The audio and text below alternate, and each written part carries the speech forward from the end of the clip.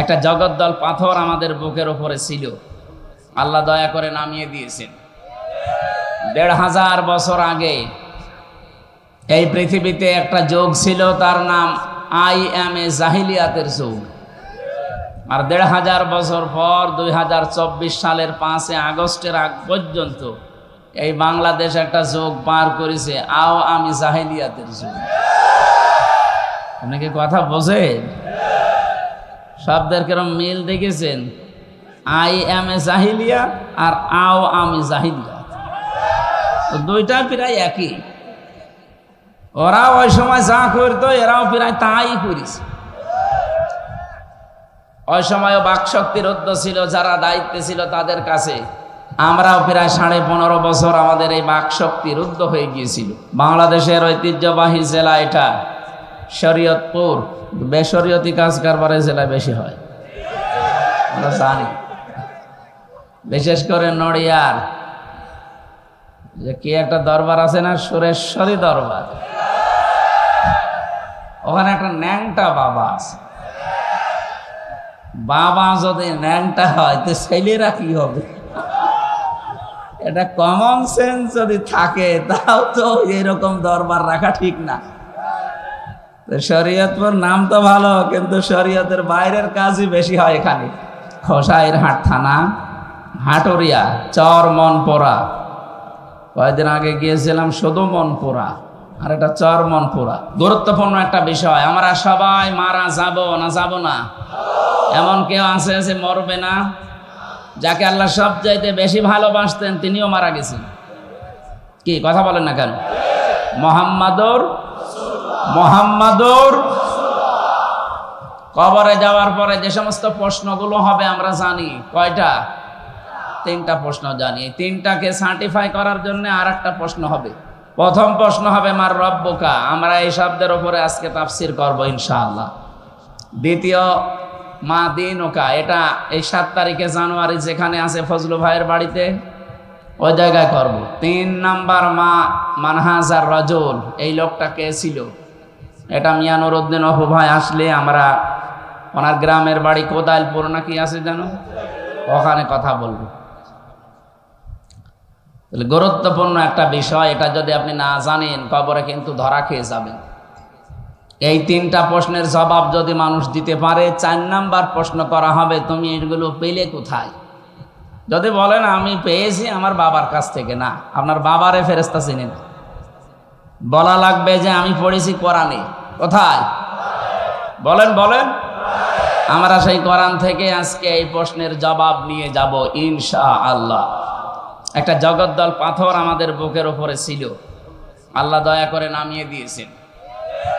১৫০০ বছর আগে এই পৃথিবীতে একটা যুগ ছিল, তার নাম জাহিলিয়াতের যুগ। আর ১৫০০ বছর পর ২০২৪ সালের ৫ আগস্টের আগ পর্যন্ত এই বাংলাদেশ একটা যুগ পার করেছে জাহিলিয়াতের যুগ। আপনি কি কথা বোঝেন? শব্দের কেরম মিল দেখেছেন?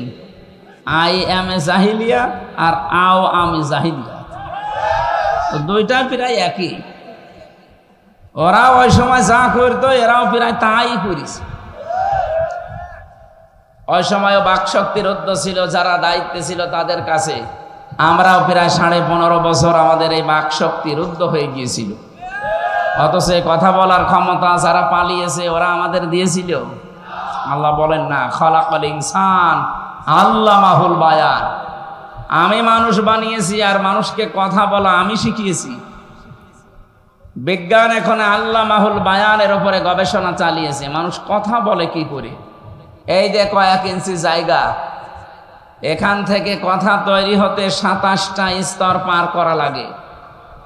27টা জায়গায় ধাক্কা লাগার পর একটা কথা তৈরি হয়। আর কোরআন আর হাদিসের ব্যাখ্যা জানাচ্ছে প্রত্যেকটি স্তরে একজন করে ফেরেশতা আল্লাহ বসিয়ে রেখেছে। এর কাছে ও, ওর কাছে ও, ওর কাছে ও, এভাবে দিতে দিতে একেবারে 27 নাম্বার যার কাছে দেয় ও আসে, তখন এই মুখের গর্ত দিয়ে কথাটা বের করে দেয়। আপনি বলেন তো, ফেরেশতারা যদি দায়িত্ব পালন না করতো, আপনি সারাদিন শুধু আগা করতেন, কথা বলতে পারতেন। কত বড় নিয়ামত আল্লাহ একটা দিয়েছেন বলেন। সুতরাং আমরা যারা কথা বলতে পারি আর যারা এই কথাটা বাকরুদ্ধ করে রেখেছিলেন তাদের হেদায়েত কামনা করি না, কারণ জালেমদের হেদায়েত আল্লাহ দেবেন না। আল্লাহু লা ইয়াহদিল কওমাজ জালিমিন। ইয়াহদি এটা মজারে, বর্তমান ভবিষ্যৎ, প্রেজেন্ট ফিউচার। আল্লাহ বলেন জালেমদের আমি পথ দেখাচ্ছি না, দেখাবো না। এই জন্য যারা একবার জুলুম করে, যারা জালেম হয়ে যায়, ওরা যদি সত্যিকার অর্থ ফিরে না আসে, ওদের বৃদ্ধি আল্লাহ বাড়াতেই থাকে ফেরাউনের মতো। দিন যত যাবে দেখবেন ওরা নরম হবে না, আরো বৃদ্ধি বাড়বে। এটার বাস্তবতা দেখতে পাচ্ছে না যে দুই বোন একসাথে পালিয়েছে, এখনো মুখ জোর কমেছে। দিন যত যাচ্ছে মুখ জোর বাড়তেছে। তার মানে ইহাদি মনে হয় এদের জন্য। আল্লাহ এদের হেদায়েত দিচ্ছে না, দেবেও না। কেন বলেন তো? ইন্নামা নুমলি লাহুম লিয়াজদাদু ইসমা। মানুষের পাপ যখন পরিপূর্ণ হয়ে যায়, ওই লোকটা যার ফিরে আসবে সে রাস্তা রুদ্ধ হয়ে যায়। ওয়ালাহুম আযাবুম মুহিন। আল্লাহ পাক বলেন ওর জন্য আমি অপমানজনক শাস্তির ব্যবস্থা করে রাখি। এই আয়াতটা যে কত বাস্তব, এই আয়াতটা যে কত নির্ভেজাল মনে হচ্ছে এই বাংলাদেশের জন্য। তাকান, দিন যত যাচ্ছে, এ 15.5 বছরে যারা জুলুম করেছিল এ মানুষগুলো তত অপমান হচ্ছে। আল্লাহ পাক বলেন ফাতিল কাবয়তুহুম খাবিয়াতাম বিমা যালামু ইন্না ফি যালিকা লাআয়াতান লিকাওমিন ইয়ালামুন। সূরা নমলের 53 নম্বর আয়াত, 19 নম্বর পারার 20 নম্বর পৃষ্ঠা 7 নম্বর লাইনে আছে। এটা তাফসিরে ফি জিলালিল কোরআনে পাবেন। আল্লাহ যেন তার এই আঙ্গুল দিয়ে এভাবে শরীয়তপুরের মানুষদেরকে দেখাচ্ছে, ফাতিলকা বয়তুহুম, এই সেই ঘর, খাবিয়াতান, আল্লাহ জনশূন্য করে দিয়েছেন, সার শূন্য করে দিয়েছেন, ওজাড় গৃহ বানিয়ে দিয়েছেন, বিমা যালামু, তাদের জুলুমের কারণে। 64টা জেলায় দেশে 630টা থানা আছে। যারা দায়িত্বে ছিলে তাকান, অধিকাংশ জালেমদের বাড়িতে অফিসে টর্চার সেল ছিল। শুধু আয়না ঘর ওই ডিজিএফআই বানিয়েছে তা না, ডিবি অফিসে আয়না ঘর তা না, এদের বাড়িগুলো, এদের অফিসগুলো আয়না ঘর ছিল। আল্লাহ বলেন এই জুলুমের কাজ কারবার যেখান থেকে পরিচালিত হতো, যেখানেই জুলুমের দুর্বিসন্ধি হতো, মানুষকে কষ্ট দেওয়ার জন্য যে জায়গাগুলো ব্যবহার হতো, হে নবী আপনি একটু তাকান না কেন, ওই বাড়ি ঘরগুলো আমি আল্লাহ সার শূন্য করে দিয়েছি। এর বাস্তব প্রমাণ বাংলাদেশের জালেমদের বাড়ি ঘর আর অফিসগুলো। আমার কুষ্টিয়ার হানিফ সাহেবের বাড়ি আগস্টের 5 তারিখের বিকাল 5টা বাজতে বাজতে ইট ও মানুষ খুলে নিয়ে চলে গেছে। আমি গতকালকে আসার সময় বাড়ির সামনে দেখলাম, আল্লাহ কি অবস্থা, বাড়ি আল্লাহর এই খাবিয়াতান শব্দের সাথে মিলে গেছে। আল্লাহ পাক যেন দেখাতে চাচ্ছে এ বাড়ির দিকে তাকান, এটা জনশূন্য করে দিয়েছি, সার শূন্য, এটা ওজাড় গৃহ, মানুষ এখন জাতীয় টয়লেট বানিয়েছে। জাতীয় টয়লেট কেন বললাম? একবারে 5-7 জন যাচ্ছে প্রসাব করতে, বিভিন্ন দিকে মুখ করে সবাই একসাথে, মনে আছে জামাতবদ্ধ প্রসাব চলছে। কয়েকটা কারণ আমি পেয়েছি, ভালো করে খেয়াল করবেন। জালেমদের বাড়ি শুধু হানিফ সাহেবেরটা না, বাংলাদেশ প্রত্যেক জায়গায় আপনি এইটাই দেখবেন। আপনাদের গোপালগঞ্জ, শরীয়তপুর, মাদারীপুরে হয়তো হালকা পাতলা হয়েছে, এগুলো সব চাইতে বেশি হয়েছে চট্টগ্রাম বিভাগে।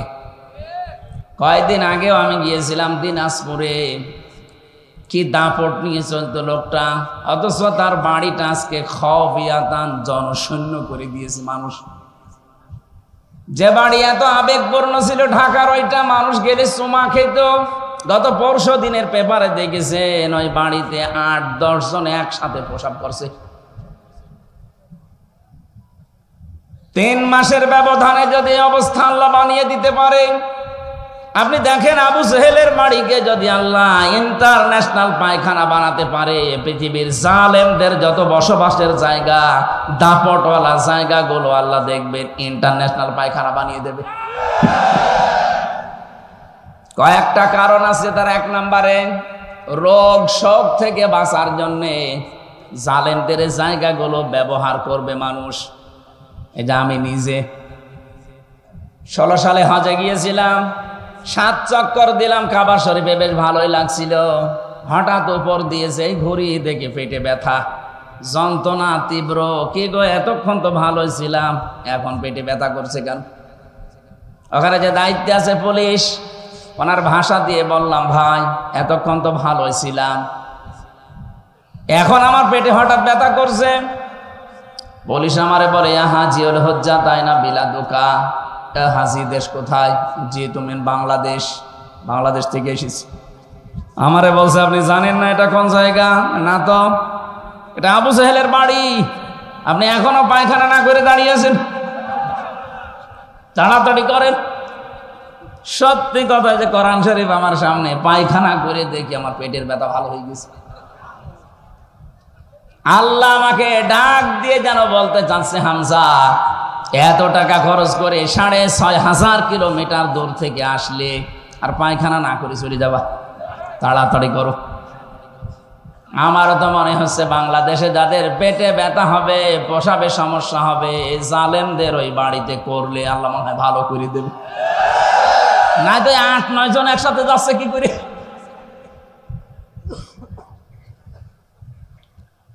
এখান থেকে শিক্ষা কি? আল্লাহ বলেন ইন্না ফি যালিকা লা।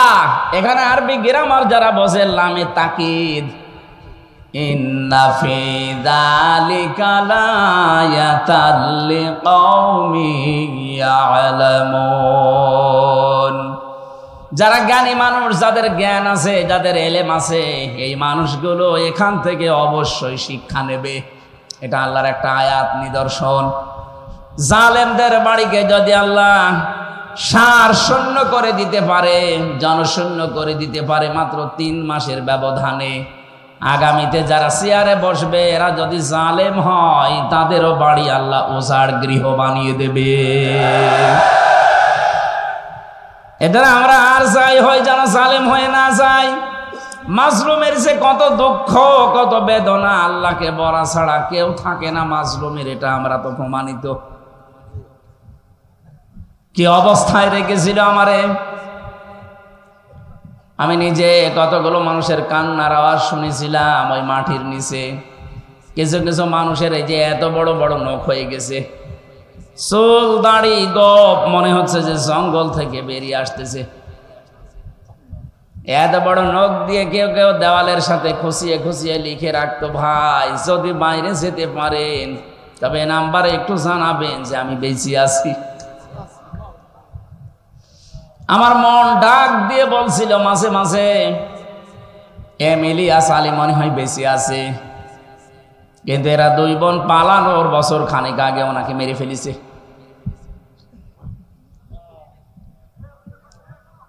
আপনি চিন্তা করতে পারেন, মুফতি ফখরুল ভাই আমার সাথে ছিল, উনি আমারে বলছে, হামজা ভাই আপনার সাথে কি করে আমি জানি না, তবে আমার এই পায়ের ভেতর দিয়ে হাত দিয়েছে এইভাবে, সামনে যে লোহার ব্যারিকেড দেওয়া আছে ওর সাথে হাত দিয়ে হ্যান্ডকাপ দিয়ে আটকিয়ে দিয়েছে। আরে 5 মিনিট 10 মিনিট না, বছরের পর বছর, 1-1.5 মিনিট 2 মিনিট সময় দিত টয়লেট করার জন্যে। সকালে কয়েকটা ছোলা দিয়ে যেত, পচা, তাও হালকা খাওয়া যায় না। দুপুর বেলায় 1 মোটা ভাত দিয়েছে, মনে হচ্ছে কেউ মাখিয়ে দিয়েছে, খেলে খান, না খেলে রোজা থাকেন। রোজা যে থাকবেন তাও তো সমস্যা, কারণ এখন কি দিন না রাত আপনি জানেন না। এটা যে কোন বছর আমরা জানি না, কোন মাস তাও জানি না, কি বার আমাদের জানা নেই, কয়টা বাজে তাও জানি না। যারা দায়িত্বে থাকতো, যদি ভালো মানুষ হয়তো তাহলে জিজ্ঞাসা করলে বলতো যে এখন এই কয়টা বাজে। আর যদি হয়তো মালায়ন, ওর কাছে তারা আলেম জালেম নেই, ওর কাছে সব সমান, খালি ঝাড়ি দিত। কিসের নামাজ, কিসের রোজা? নামাজ রোজা করলেই যদি বাঁচা যায়, যে কই কেউ তো বের করে যায় না। আমি 10 দিনে 3টা বছর আমি ফাঁসির কন্ডেম সেলের ভেতরে ছিলাম, আর 10 দিন ছিলাম ওই রিমান্ডে। আমার 10 দিনে অবস্থা যা করেছে এখনো পর্যন্ত আমার শরীর স্বাভাবিক না। এত পাওয়ারওয়ালা ঔষধ চলছে, ভেতরে তো কোনো চিকিৎসা নেই। ওখানে যে চিকিৎসা আছে 10,000 মানুষের একজন ডাক্তার, যে রোগী হোক একই ওষুধ দেয়। আপনার যে রোগের কথাই বলেন একই ওষুধ, ও মানুষের রোগ আরো বাড়বে। আমার পিঠে ওই থেকে যে এই মেরুদণ্ডে ব্যথা এখনো পর্যন্ত ভালো হয়ে যায়নি। এই পাওয়ারওয়ালা বড়ি প্রতিদিন প্রায় 2,000-2,500 পাওয়ারের বড়ি চলছে, এই কারণে আমার শরীর স্বাভাবিক হচ্ছে না। দোয়া করছি এই হাজারো মানুষ নিয়ে মুসাফির অবস্থায়, আল্লাহ তুমি কোরআনের জন্য আগের অবস্থায় আমাকে আবার ফিরিয়ে দাও। এই যে জগদ্দল পাথর আল্লাহ রাব্বুল আলামিন আমাদের বুকের উপর থেকে সরিয়ে আমাদের বাক শক্তি ফিরিয়ে দিয়েছেন, এখন কথা বলতে পারি। আল্লাহ যেন এটা কিয়ামত পর্যন্ত বাংলাদেশে জারি রাখেন, বলেন আমিন। কোরআনে কারিমে যে আয়াত থেকে কথা শোনার জন্য আমরা বসে আছি, কবরের 3টা প্রশ্নের জবাবের 1 নাম্বার প্রশ্ন, মার রব্বুকা, তোমার রব কে?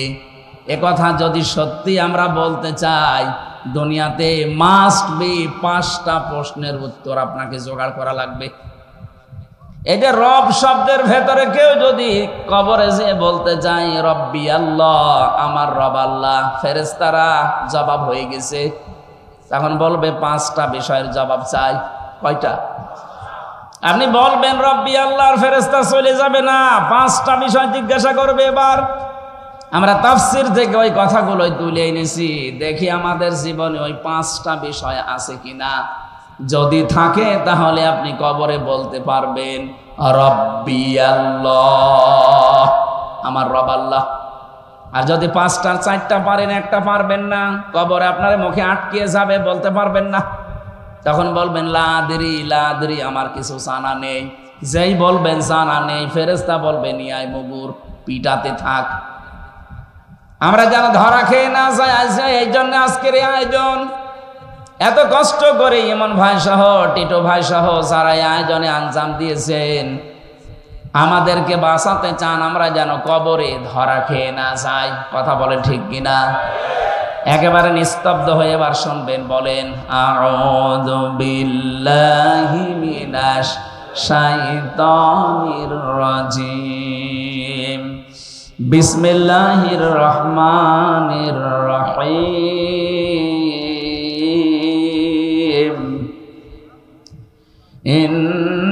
ইন্নাল্লাযীনা ক্বালু রাব্বুনাল্লাহ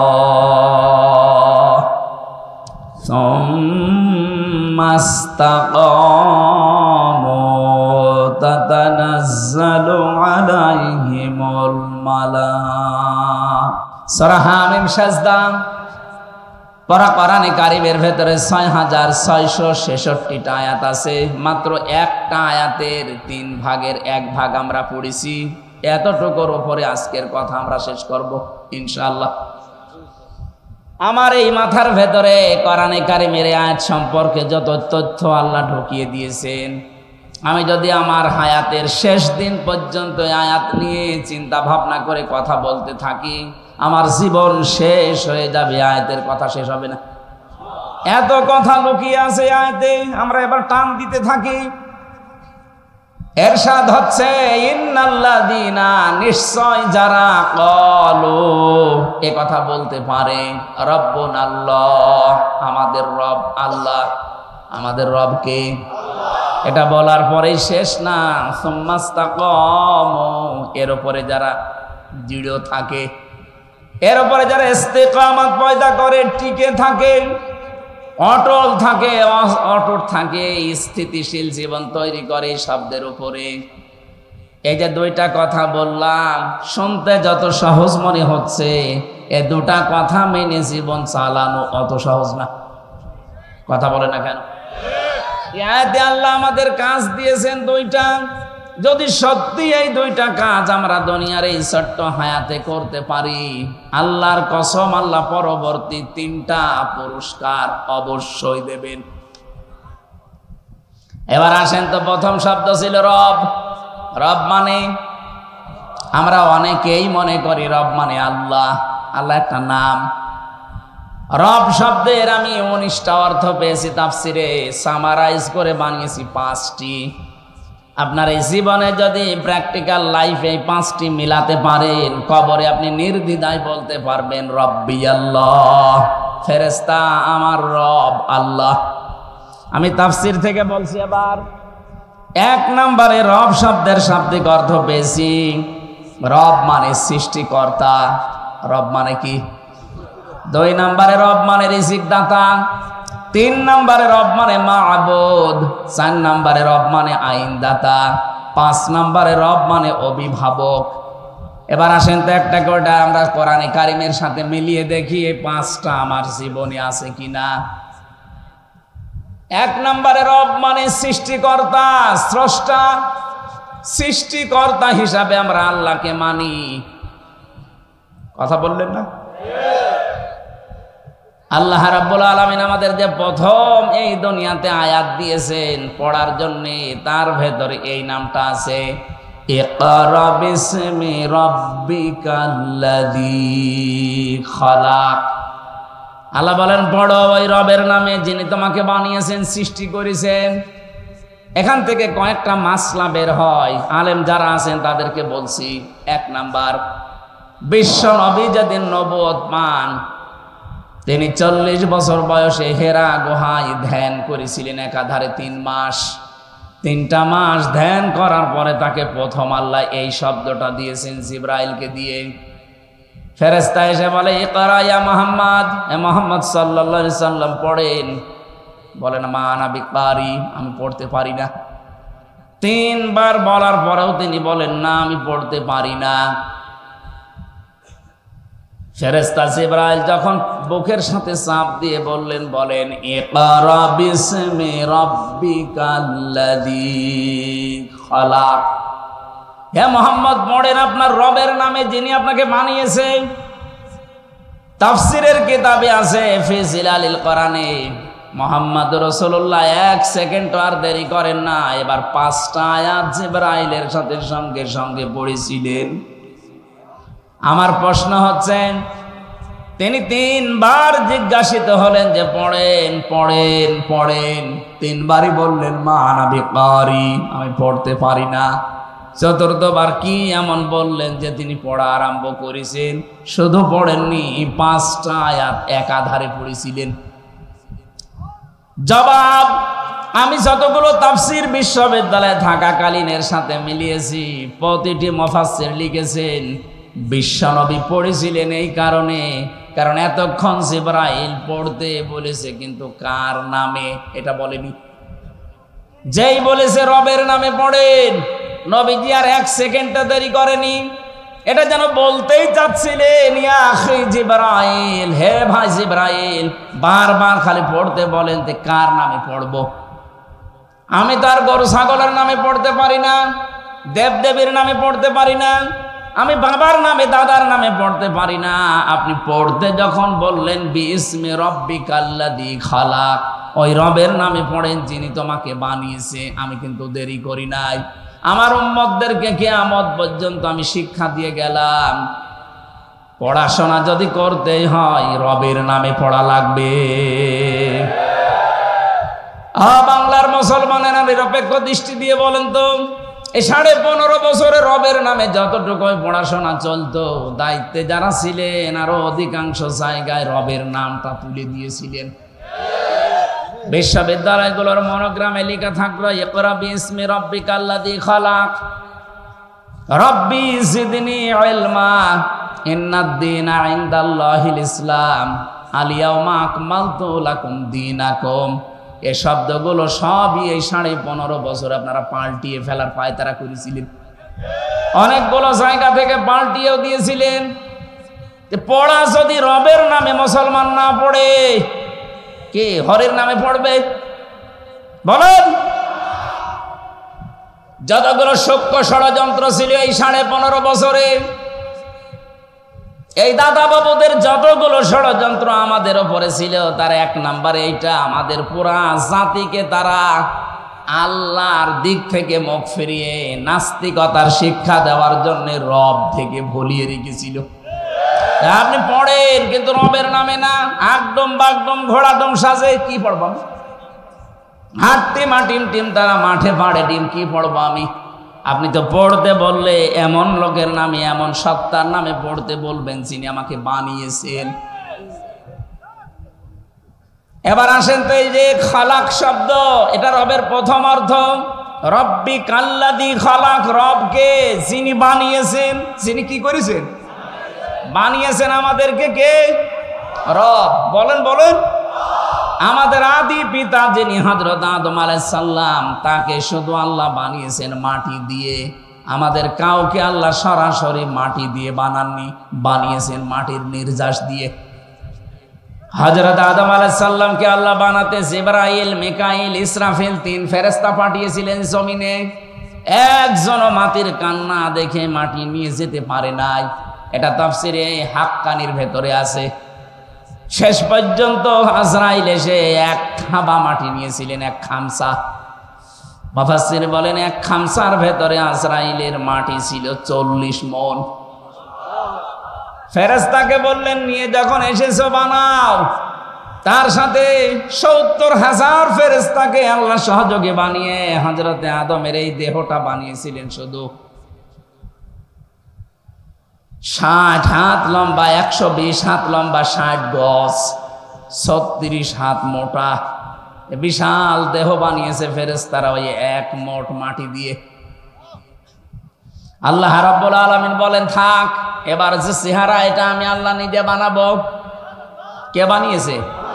ওয়ালাকাদ খালাকনাকুম সুম্মা সাওয়ারনাকুম।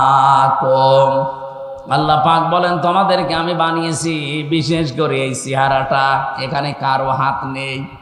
এই চেহারাটা আমি আল্লাহ নিজের কুদরতি হাত দিয়ে খুব শিল্পীর তুলির আকারে সাজিয়েছি। মানুষের চেহারা এই জন্য এত সুন্দর, তামাম দুনিয়ার যত সুন্দর আছে সব চাইতে বেশি সুন্দর মানুষের এই চেহারা। মেয়েরা যারা এসেছেন, মেয়েরা এসেছে, সম্মানিত মা বোনদেরকে এখানে একটা মাসলা বলি। অনেকে রাগ হয়ে গেলে ছেলে মেয়েদেরকে বলে ফেলে তোর মুখে লাথি দেব। না, এটা কবিরা গুনাহ হবে। এ মুখটা আল্লাহ নিজে বানিয়েছেন, এই জন্য মুখের অনেক দাম। আপনি এ কথা বলতে পারেন না। আল্লাহ রাব্বুল আলামিন কোরআনে কারিমে আমাদেরকে ইঙ্গিত দিয়েছেন, লাকাদ খালাকনাল ইনসানা ফি আহসানি তাকওয়িম। এই পৃথিবীর যত সৃষ্টি আছে সব চাইতে সুন্দর আহসান ইসমে তাফজিল, এটা সুপারলেটিভ ডিগ্রি বলা হয়। এর উপরে আর সৌন্দর্য হয় না। সব চাইতে সুন্দর করে আমি আল্লাহ মানুষের আকার, এই আকৃতি বানিয়েছি। জোরে বলেন সুবহানাল্লাহ। শুধুমাত্র আদম আলাইহিস সালামকে আল্লাহ মাটি দিয়ে বানিয়েছিলেন। এখন আমার প্রশ্ন, মাটি বানিয়েছেন আল্লাহ কি দিয়ে? আপনি গাজীপুরের মৃত্তিকা গবেষণাগার আছে, মাটি গবেষণা করা হয়, ওখানে মাটি নিয়ে যান, দেখবেন 10টা জিনিস বের করে দেবে এর ভেতর থেকে। মাটির ভেতরে আছে iron, silicon, magnesium, potassium, aluminium, এরকম 10টা জিনিস আল্লাহ মাটির ভেতর থেকে আপনাকে বের করে দিবে। মাটি দিয়ে আল্লাহ শুধু আদমকে, আর আমরা যারা আদমের সন্তান, সরাসরি আল্লাহ আমাদেরকে মাটি দিয়ে তিনি বানাননি, বানিয়েছেন মাটির নির্যাস থেকে। এই মাটিতে খাবার হয়, এই খাবার আমাদের বাবার মা খায়। বাবার এই পেটের নীল দাঁড়ার ভেতরে যেটা জমা থাকে এটাকে বলা হয় স্পার্ম। মায়ের রেহেমের ভেতরে যেটা জমা আছে বুকের ভেতরে এটাকে বলা হয় ওভাম। খাবার দুইজনেই খাচ্ছে, দুইজনের দুইটা জিনিস তৈরি হয়, একটা ওভাম আর একটা স্পার্ম। এই দুইটাকে একসাথে বিজ্ঞানের ভাষায় বলা হয় জাইগট। আল্লাহ রাব্বুল আলামিন বলেন, ফালিয়ানজুরিল ইনসানু মিম্মা খলিকা মিম্মা দাফিক। মানুষকে একটু নজর করে না, এই যে একটা দুর্বল জায়গায় আঘাত দিয়েছে। আপনি যে অহংকার করেন, এই জন্য আল্লাহ এমন জায়গায় আঘাত দিয়েছেন যে অহংকার সব মাটির সাথে মিশে যাবে। কি নিয়ে অহংকার করো? তুমি কি একটু নজর করো না কি দিয়ে তোমারে বানালাম? বাবার স্ফলিঙ্গ দিয়ে দ্রুত গতিতে বের হয়ে যাও এক ফোঁটা না পাক পানি, যেটা মায়ের রেহেমের ভেতরে জমা হয়। আল্লাহ এখানে দুইটা তথ্য আমাদেরকে দিয়েছেন। এক নম্বরে ইয়াখরুজু মিন বাইনিস সলবি ওয়াত তারাইব। আমি যারা শিক্ষিত মানুষ আর আলেম তাদেরকে বলছি, আল্লাহ বলেন এখানে সলবন এক বচন, তারাইব বহু বচন। তাফসিরের ভাষায় পড়েছি সলবন বলা হয় মেয়েদের লজ্জাস্থানকে, আর তারাইব বলা হয় ছেলেদের লজ্জাস্থানকে। প্রশ্ন আমার, সন্তান তৈরি করার জন্য শুধু মা একা হলে হবে? হয়েছে একটা শুধু হযরত ঈসা নবী, এটা আল্লাহর আলাদা নিদর্শন। তাছাড়া স্বাভাবিকভাবে পৃথিবীতে আজ পর্যন্ত কোনো মা একা দুনিয়ায় সন্তান আনতে পারেন নাই। কথা বলেন না কেন? আল্লাহ এই জন্য এখানে দিয়েছেন এক বচন না, মায়ের ক্ষেত্রে তারাই বহু বচন। সলবন আল্লাহ এক বচন দিয়েছেন। বাবার লজ্জাস্থানের নাম যেখানে আপনি পাবেন এক বচন, মেয়েদের মায়ের লজ্জাস্থানের নাম পাবেন বহু বচন। বহু বচন একটার পরে দুইটা হলেও বহু বচন হয় না, এক দুই পার করে তিন হওয়া লাগে, তারপরে বহু বচন। এখান থেকে হাদিসের ব্যাখ্যা হচ্ছে বাবার চাইতে মায়ের অধিকার কমপক্ষে 3 গুণ বেশি। পৃথিবীতে একটা সন্তানের জন্য বাবা যা করে, যে কষ্টটা, বিজ্ঞান এখন কষ্ট পরিমাপ করার যন্ত্র আবিষ্কার করেছে। এই যে কষ্ট, এটা কিন্তু মাপা যায়। একটা পুরুষ মানুষকে যদি 45 ডিগ্রি কষ্ট আপনি দেন, 45 ইউনিট, ও মারা যাবে। এর চাইতে বেশি সহ্য ক্ষমতা পুরুষের শরীরে আর নেই। কিন্তু বিজ্ঞান জানিয়েছে একটা মা যখন সন্তানকে দুনিয়ায় আনতে ডেলিভারির কষ্ট সহ্য করে, কমপক্ষে 57 ইউনিট কষ্ট সহ্য করা লাগে। কি বুঝলেন এখান থেকে বলেন তো? আপনার মতো হামসাকে এই দুনিয়ার মুখ দেখাতে গিয়ে আপনার মা 45 না 57 না 45 না 46 না 57 ইউনিট কষ্ট সহ্য করেছে, যেটা পৃথিবীর কোন পুরুষ সহ্যের বাইরে। নবীজি বলেন যে জানে খেদমত যদি করতে চাও মায়ের করবা, এরপরে মায়ের, এরপরে মায়ের, এরপরে 4 নম্বরে নবীজি বলেছেন বাবার। আমি চিন্তা করেছিলাম এই হাদিসটা নিয়ে, বাবার কথা আল্লাহর নবী 4 নম্বরে দিলেন, ও না বললেও ছাতা হতো। প্রথমে 1 2 3 দিয়ে দিলেন মাকে কেন? সূরা আহকাফের 15 নম্বর আয়াতে আল্লাহ এই ব্যাখ্যাটা নিজে দিয়েছেন।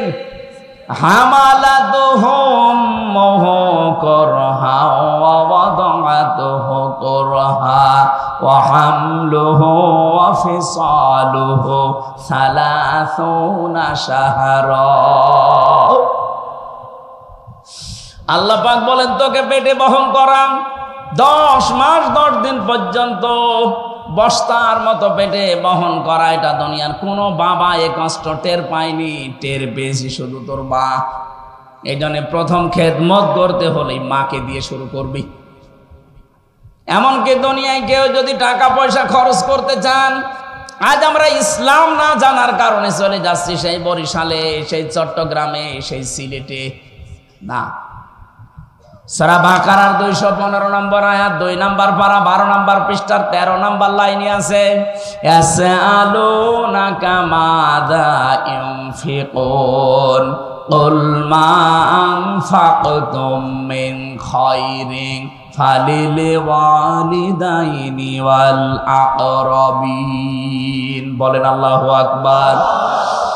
আল্লাহ পাক বলেন হে নবী, দুনিয়ার কোন সলিমদ্দি কলিমদ্দি যদি জিজ্ঞাসা করে যে টাকা পয়সা আমি উপায় করা শিখেছি, ওসি সাহেবের জীবনী মনে করেন চাকরি যতদিন পায়নি মনে করেন ওনার উপায়ন্তর ছিল না, চাকরি প্রথম পাওয়ার পরে বেতন পেয়েছে।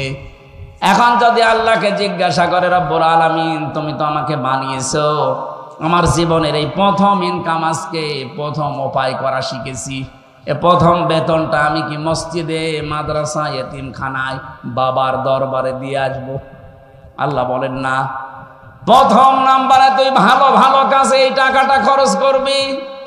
উনি যদি প্রশ্ন করে আল্লাহ ভালো কাজ দুনিয়ায় কোনটা, আল্লাহ নিজে ব্যাখ্যা দিয়েছেন।